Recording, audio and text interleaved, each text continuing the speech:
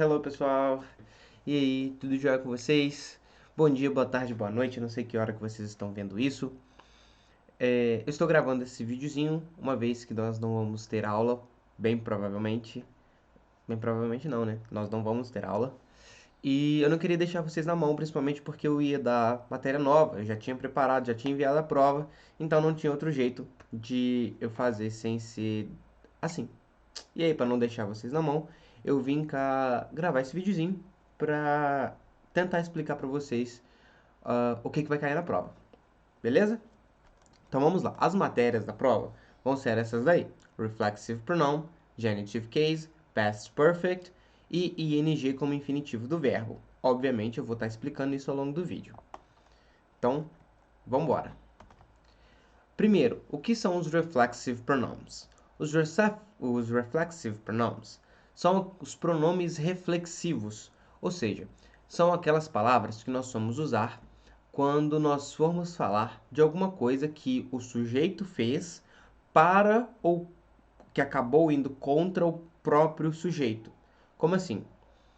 Eu fiz alguma coisa comigo mesmo, você fez alguma coisa com você mesmo, ele fez alguma coisa com ele mesmo ou para ele mesmo, tanto faz.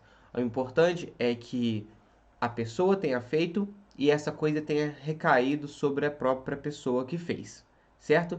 E nisso nós vamos ter ali myself, que é eu mesmo, yourself, que é você mesmo, himself, que é ele mesmo, herself, que é ela mesma, itself, que é isso, ou seja, uma coisa que fez alguma coisa que recaiu sobre ela. Ourselves, que vai ser nós mesmos, e themselves, que vai ser eles mesmos. Mas, porém, tem um porém aí. O ourselves é nós mesmos e o themselves, eles mesmos, mas não reciprocamente. Como assim? Quando eu falo ourselves, de nós mesmos, não quer dizer que, por exemplo, we take care of ourselves. Não quer dizer que nós tomamos conta de nós mesmos, tipo um do outro, sabe? Tipo uma famíliazinha. No caso do ourselves, nesse caso, ele está falando que cada um desse grupo toma conta de si próprio. Então, o ourselves e o themselves, apesar de estar falando de alguma coisa que aparentemente está no plural, está falando de um grupo, ele está falando individualmente. Então, se eu falar, por exemplo, que they hugged themselves, que no caso ali eles se abraçaram, não é eles abraçaram uns aos outros, é todo mundo fez isso aqui, certo? Eles literalmente se abraçaram, certo? Imagina assim, 5 pessoas fazem isso aqui, então they hugged themselves, eles se abraçaram, eles não abraçaram o colega. Show? A mesma coisa, o ourselves, mas quando você está incluído, que é nós mesmos. Para isso, nós temos o each other e o one another. O each other é um ao outro, ou seja, duas pessoas que reciprocamente fazem alguma coisa. Por exemplo, eles abraçaram um ao outro, they hugged each other, certo? Um abraçou o outro e o outro abraçou de volta. They complimented each other. Eles elogiaram um ao outro. E o one another é a mesma ideia, só que para um grupo maior. Obviamente eu vou deixar uns exemplos aqui para mostrar todos eles para vocês. O one another vai ser uma ideia de reciprocidade mostrada entre mais de dois indivíduos. Então, tipo assim, eu posso falar que um grupo se cumprimentou, né? Um grupo cumprimentou os integrantes de um grupo, e esse grupo que recebeu o cumprimento, cumprimentou de volta, entendeu? É isso. E aí, vamos aos exemplos. I cut myself with the knife when I was cooking. Então, eu me cortei, ou eu cortei eu mesmo, com a faca quando eu estava cozinhando. You must put yourself in first place. Você tem que se colocar no primeiro lugar. He needs to find something for himself. He's not doing anything. Ele tem que achar alguma coisa para ele mesmo, ou para ele só. Ele não está fazendo nada. She brought this to herself. Ela trouxe isso a ela mesma. Tipo assim, ela causou esse suposto problema, né? The machine broke itself. I don't really know how. A máquina quebrou sozinha. Eu não sei bem como. We must find ourselves new clothes. E aí chegamos num exemplo lá do ourselves. Nós temos que encontrar roupas novas para nós mesmos, ou seja, eu vou arrumar roupa nova para mim, você vai arrumar roupa nova para você e ele vai arrumar roupa nova para ele ao mesmo tempo. Vamos dizer assim, nós três precisamos de roupas novas, certo? Não é eu pegar para ele, que vai pegar para você, que vai pegar para mim. Beleza? They stopped arguing and thought about themselves and how they were both wrong. Então, eles pararam de discutir e pensaram sobre eles mesmos, ou seja, tinha duas pessoas discutindo. De repente elas pararam e ele começou a pensar, nossa, eu tô errado, e o outro, nossa, eu tô errado também, certo? Não um pensou no que o outro estava errado, não. É o exemplo do themselves que eu falei aí, não é recíproco, certo? É um grupo de pessoas fazendo algo para eles mesmos. E eu não sei se traduzir essa, me perdi. Nessa they stopped arguing and thought about themselves and how they were both wrong. Significa, eles pararam de discutir e pensaram sobre si mesmos e como eles estavam ambos errados. Na penúltima, they used to argue all the time, but they are dating now. And tá quase igual TikTok aqui já. And now and they said they love each other. Então, eles costumavam brigar o tempo todo, mas agora eles estão namorando e eles disseram que eles se amam. E aí que entra o negócio do each other, ou seja, um ama de um lado de cá e o outro ama do lado de cá, um ao outro reciprocamente. Show? Não dá para falar ali que they love themselves, porque senão seria as duas pessoas estão num relacionamento e ele se ama e a outra pessoa se ama também. É necessário, mas não faz muito sentido falar isso numa frase que está falando de namoro, beleza? O outro. The basketball players complimented one another after the competition. Então, os jogadores de basquete elogiaram uns aos outros depois da competição. Ou seja, a mesma coisa do each other, de reciprocidade, mas em um grupo, certo? São mais pessoas fazendo isso de uma vez só. Então vamos aí para outra matéria, que basicamente é só isso que vocês têm que fazer. Vocês têm que olhar o sujeito, ver do que está falando e colocar qual reflexive pronoun que vai encaixar ali melhor na hora da prova. Agora o genitive case. O genitive case é o apóstrofe S, que é usado para dar posse de alguma coisa a alguém. Ele sempre é colocado no final do nome ou da coisa que possui o item.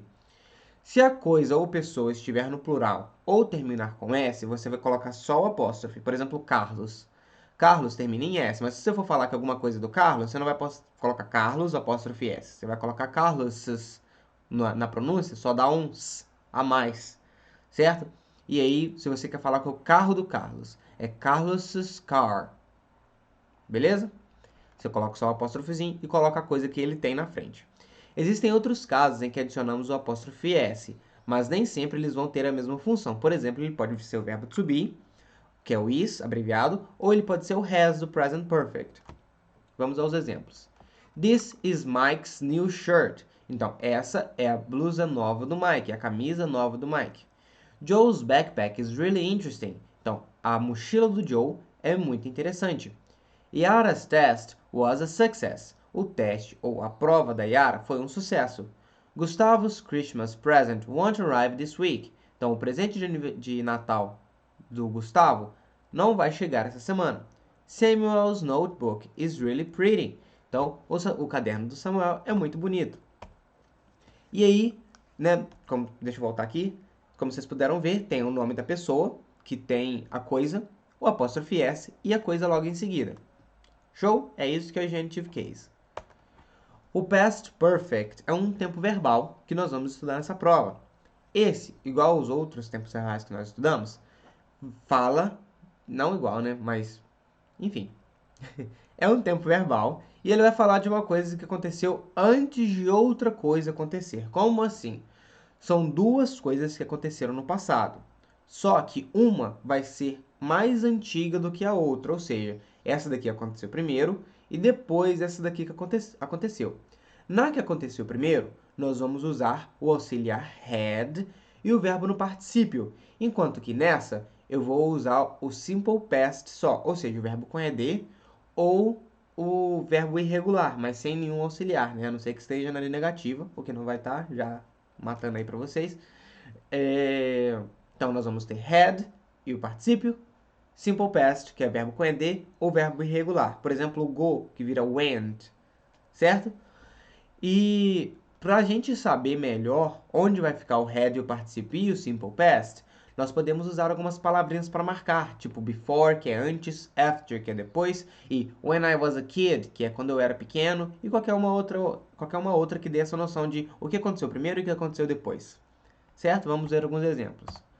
I had cooked lunch before I cooked dinner today. Então, eu cozinhei o almoço antes de eu cozinhar o jantar hoje.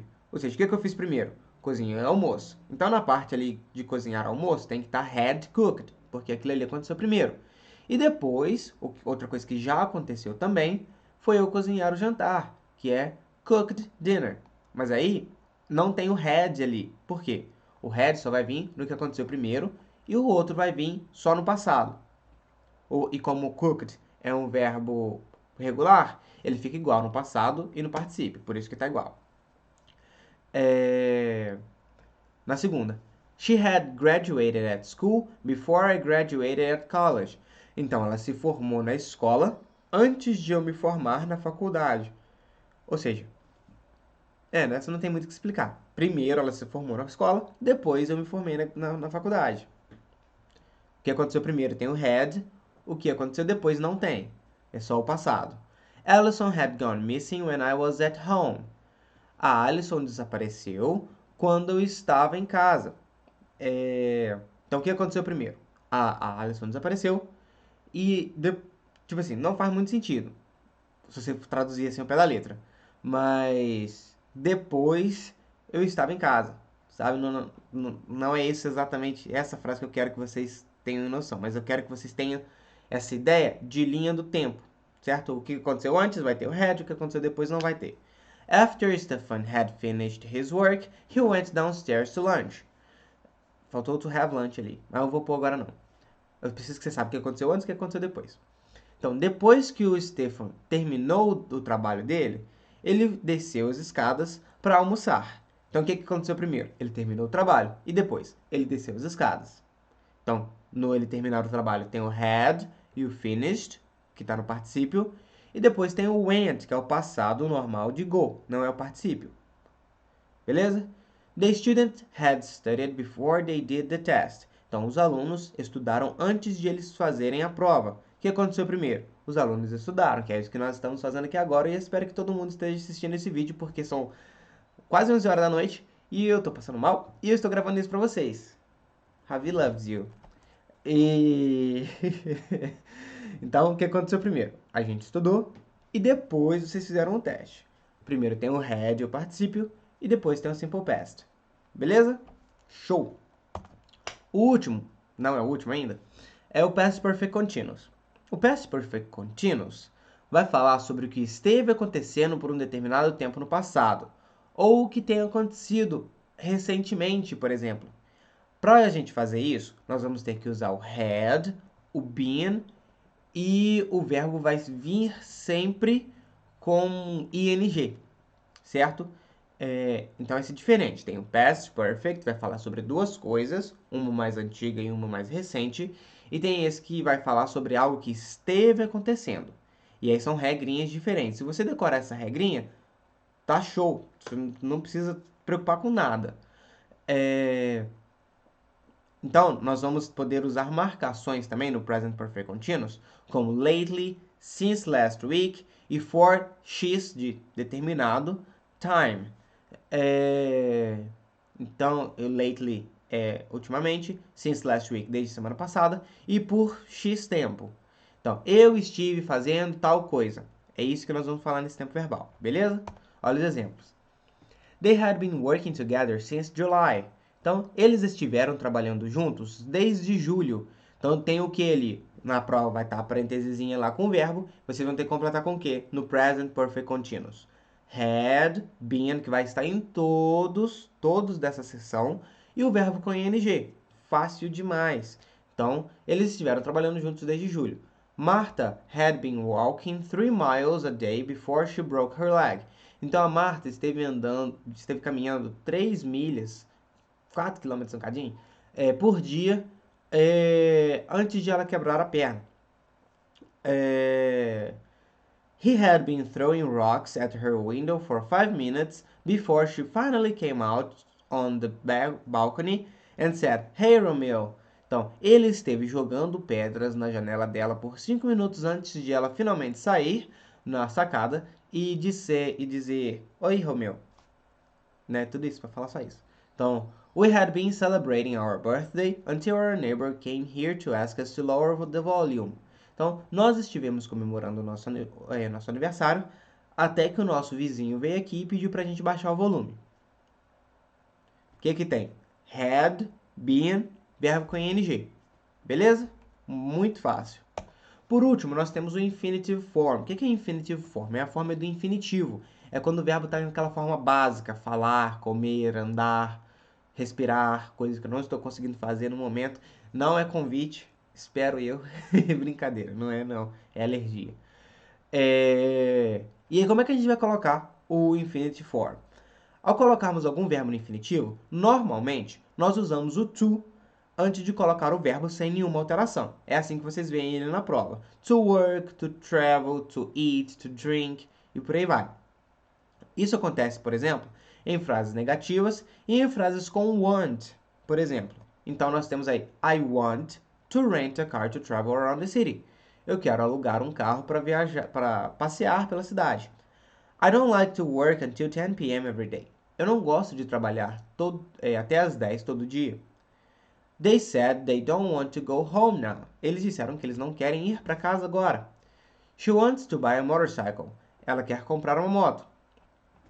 Ignora os erros de gramática aí que eu tô com pressa. O que eu quero mostrar? O verbo com to. Só isso. Eu quero alugar, eu não gosto de trabalhar até as 10. E eles disseram que eles não querem ir para casa e ela quer comprar uma moto. O que muda nisso? Que isso aí a gente já sabe. O que nós vamos ver de diferente? Nós vamos ver o infinitive form com ing dessa vez. E aí o que acontece? Ele pode ser usado para colocar o verbo no infinitivo também. A gente aprendeu que o ing é aquele negócio de fazendo, andando, comendo, mas não sempre. Nesse caso, nós vamos estudar ele como infinitivo. Isso acontece quando temos mais de um verbo seguido na frase e quando a frase tem, por exemplo, like, hate, love, prefer, enjoy, keep. Isso vai acontecer também quando temos um verbo no passado antes do infinitivo e também quando o verbo é o sujeito da frase. Nossa, muita coisa. Eu vou mostrar agora, ó. Por exemplo, I love singing in the shower. Não é eu amo cantando no chuveiro. É eu amo cantar no chuveiro. Então esse singing não é cantando. Não está no gerúndio. Está no infinitivo. Eu amo cantar. E por que está com ing? Porque veio depois de love. Ou seja, tem dois verbos na frase. Entendeu? Top. Então, they hate waiting for the bus on the bus stop. Eles odeiam esperar pelo ônibus no ponto de ônibus. Hate waiting. Então, tem o hate ali, que já é um verbo, odiar. E o waiting, que não é esperando, porque não faz nem sentido. É esperar. We enjoy playing video games on our free time. Nós gostamos de jogar, não jogando, videogames no nosso tempo livre. We stopped arguing when we realized we wouldn't get anywhere. Nós paramos de discutir, não discutindo, quando nós percebemos que nós não iríamos chegar a lugar nenhum. E nesse caso aí nós temos um verbo no passado, por exemplo, que é stopped. A outra, we kept driving for hours on the wrong road. Nós continuamos dirigindo por horas na estrada errada. E aí nós temos ali também um outro verbo no passado, que é o kept, que é o passado do keep. E aí o driving não é dirigindo, é dirigir. Por último, studying is one of the best things you can do. Estudar é uma das melhores coisas que você pode fazer. E aí, nesse caso, o study é o assunto, é o sujeito da frase. Então, como ele é o sujeito da frase, você coloca ele com ing, mas ele não vai ter o sentido de estudando. Ele vai estar no infinitivo. Aí fica estudar. Show de bola? Eu vou ver se eu ainda mando uns exercícios para você, não prometo nada. E obrigado, boa prova para vocês. Pessoal, um abraço. Não sei se a gente vai ter chance de se despedir direito, né? Porque vai ser prova. Fica aqui o meu abraço, uma boas férias, até uma próxima vez que a gente se encontrar.